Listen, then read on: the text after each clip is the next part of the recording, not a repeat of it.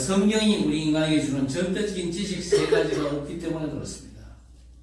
첫째 뭡니까? 하나님을 아는 지식이 없어요. 둘째는요, 나를 아는 지식도 없습니다. 그리고 셋째는요, 하나님의 절대 계획 안에서 내가 할 일을 아는 지식입니다. 그런데 이 지식이 어디서 옵니까? 지식은요, 배워서 오는 거잖아요. 그러나 지혜는요, 배우지 않고도 아는 겁니다. 세상 지식은요, 배워서 알지만 절대적인 지식이 있는데 그건요, 하나님께서 알게 하는 계시의 지혜를 통해서 오는 겁니다. 예수께서 제자들에게 너희는 나를 누구라 하느냐 그렇게 물었을 때에 주는 그리스도시요 살아계신 하나님의 아들이시라 그렇게 고백한 베드로에게 우리 주님이 뭐라고 말씀하셨습니까? 이를 내게 알게 하는 혈육이 아니요 하늘에 계신 내 아버지시니라 그렇게 말씀하셨습니다. 지식 중에 가장 중요한 지식, 우리 인간의 구원을 결정짓는 단 하나의 지식이 바로 그리스도를 아는 지식이거든요. 이 지식은 우리 하나님께로부터 오는 것입니다. 그래서 우리 주님은요, 이미 말씀하셨습니다. 마태복음 11장 27절에 아들과 아들의 소원대로 계시를 받는 자 외에는 아버지를 아는 자가 없느니라 그랬습니다. 성경은 철저합니다. 절대적인 지식은 배움에서 오는 게 아닙니다. 전적으로 위에 계신 시공간을 초월하는 우리 하나님께로부터 오는 지식임을 강조를 하고 있습니다. 그렇기 때문에 절대적인 세 가지 지식은요, 하나님께서 계시로 알게 하시는 하나님의 지혜입니다. 이것이 우리에게는 기쁜 소식이 되는 복음인 것입니다. 우리가 이 복음 안에서 비로소 참 행복, 참된 안식을 얻고 누리게 되는 것이죠. 하나님 안에서 절대적인 지식을 얻은 다윗 왕이 더 이상 나는 원하는 게 없다고 일평생 어떻게 노래합니까? 시편 23편 1절 보니까 여호와는 나의 목자시 내가 부족함이 없으리로다 그렇게 노래했습니다. 말씀하시는 성부 하나님 그리고 그 언약을 성취하신 성자 그리스도 전능한 능력으로 지금도 역사하시는 성령 하나님은요 성삼위 하나님 아닙니까? 이 성삼위 하나님은 성경 66권의 요약서입니다. 구약의 복음서인 이사야 말씀을 통해서 우리에게 그리스도 안에서 누릴 절대적 지식 곧 하나님의 능력이며 지혜인 언약의 복음을 회복해 하시는 것입니다. 먼저 하나님과 나의 관계가 어떻습니까? 성경은요 하나님과 구원받은 하나님의 자녀인 나와의 관계에 대해서 말씀하시고 또 말씀하십니다. 신앙이 뭡니까? 하나님과 나와의 관계 맺음입니다. 그리고 생명 관계입니다. 요한복음 15장에 보니까 포도나무 비유가 나와 있잖아요. 가지가 원둥지에 붙어 있기만 하면 원둥지부터 모든 걸 공급받습니다. 그래서 꽃피고 열매 맺게 되어 있습니다. 그 생명 관계 아닙니까? 이 생명의 인격적인 관계는요, 일방적인 은혜로 택함받은 우리에게 주어지는 하나님의 선물입니다. 이걸 언약이라고 그러죠. 그리고 이건요, 내가 원해서 된 게 아니지 않습니까? 내가 애쓴다고 해서 되는 것도 아닙니다. 오로지 우리를 사랑하시는 하나님의 은혜로 그리 된 줄 믿습니다. 하나님과 구원받은 우리는요, 어떤 관계로 맺어졌습니까? 하나님께서 오늘 선지자 이사야를 통해서 주신 말씀을 한번 보십시다. 1절 이하에 쭉 보세요. 야곱아 너를 창조하신 여호와께서 지금 말씀하시느니라. 이스라엘아 너를 지으신 이가 말씀하시느니라. 너는 두려워하지 말라. 내가 너를 구속하였고 내가 너를 지명하여 불렀나니 너는 내 것이라. 내가 물 가운데로 지날 때에 내가 너와 함께 할 것이라. 강을 건널 때에 물이 너를 침몰하지 못할 것이며 내가 불 가운데로 지날 때에 타지도 아니할 것이요 불꽃이 너를 사르지도 못하리니 대전하는 여호와 내 하나님이요 이스라엘의 거룩한 이요 내 구원자입니다 하셨습니다. 하나님은 우리의 창조주십니다. 그리고 우리를 구원하신 구원자십니다. 또 우리의 생명을 주관하시는 분입니다. 그래서 우리는 그분 안에서 보호받으며 인도받는 하나님의 것입니다. 너는 내 것이라 하신 우리 하나님의 소유물이거든요. 또 이렇게 말씀하셨습니다. 43장 15절에 나는 여호와 너희의 거룩한 이요 이스라엘의 창조자요 너희의 왕이니라 그랬습니다. 우리 하나님은 우리의 왕이십니다. 그리고 우리는요 왕의 자녀들입니다. 그것만 가지고도 더할 나위 없는 복 중에 복 아닙니까? 그런데 우리 하나님은요 그 위에다 여호와의 영광을 더하셨습니다. 그래서 우리를 영화롭게 하신 겁니다. 그래서 우리 위에만 여호와의 영광의 빛을 보고 열방의 나라들과 또 왕들이 나오게 하리라 그렇게 말씀하셨습니다. 60장 1절에서 3절에 그렇게 나와 있지요. 그리고 뭐라고 말씀하십니까? 오늘 21절에 이 백성은 내가 나를 위하여 지었나니 나를 찬송하게 하려 함이니라 그랬습니다. 하나님의 영광에 찬송을 하게 하려고 우리를 부르셨다고 말씀하고 있습니다. 하나님의 영광을 찬송하게 하려 하시려고 택함받은 우리를 먼저 하나님의 영광의 찬송이 되게 하신 겁니다.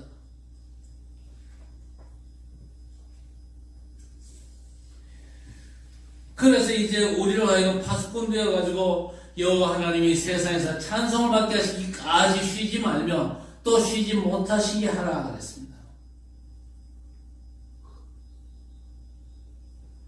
이사야 선지자는요 얼마 후에 바벨론의 포로로 잡혀갈 남은 자 이스라엘을 향해서 어떤 형편에서도 잊지 말라고 하나님과 언약 맺은 이스라엘이 어떤 관계인지를 다시금 기억하게 하십니다.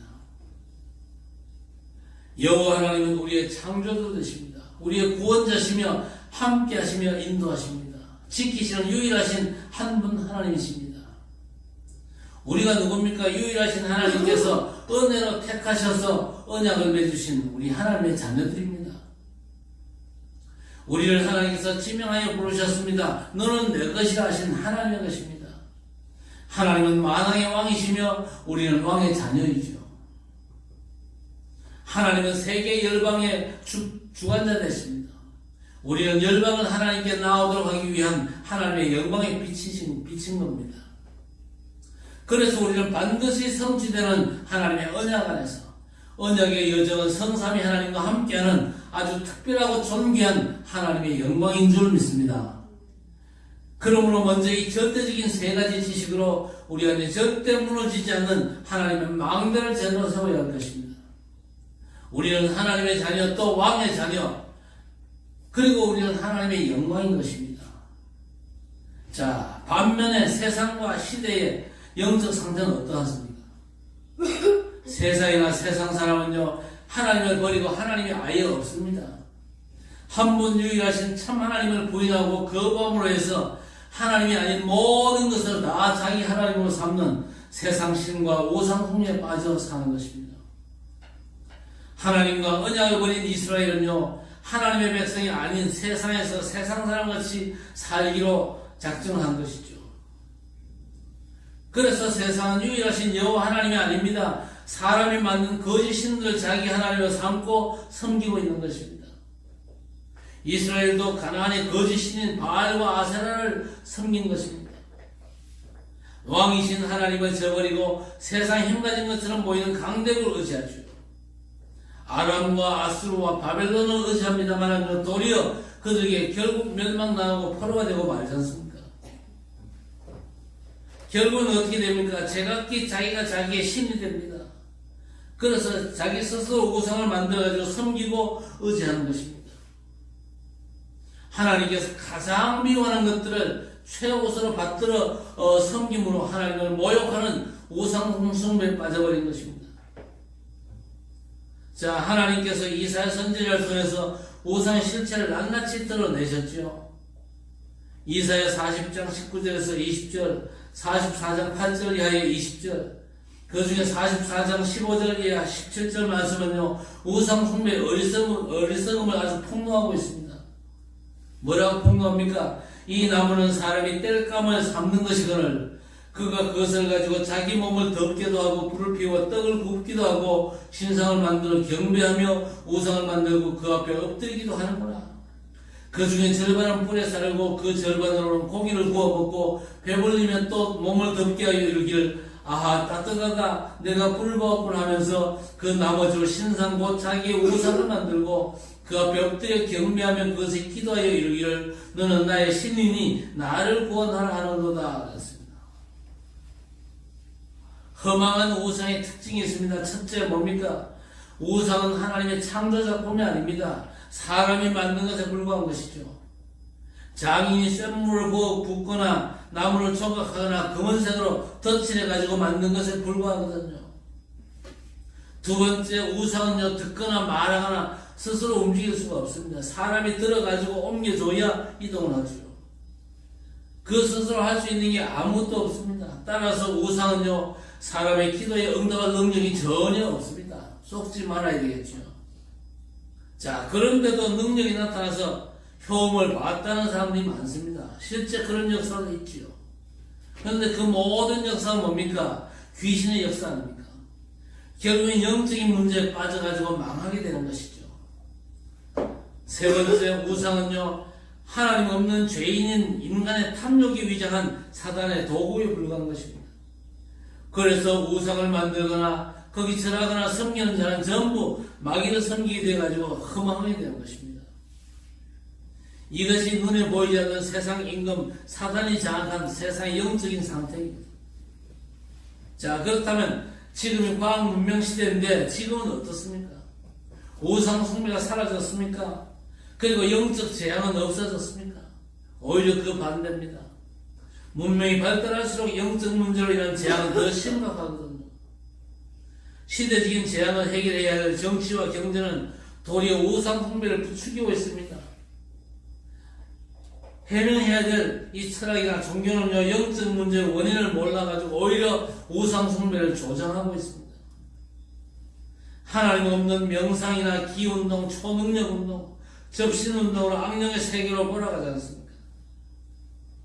여기에 복음 모르고 복음 없는 세상이 미혹을 당해서 너무 고통당하고 있습니다. 이게 오늘날 세상의 삶의 현실입니다. 그래서 사도 바울은요, 우리의 마지막 싸움을 바로 이 싸움이라고 하셨습니다. 우리가 이 영적인 싸움을 제대로 싸워야 되겠지요. 이것이 바로 우리가 승리하신 그리스도의 이름으로 싸워야 될 세상과의 싸움인 것입니다.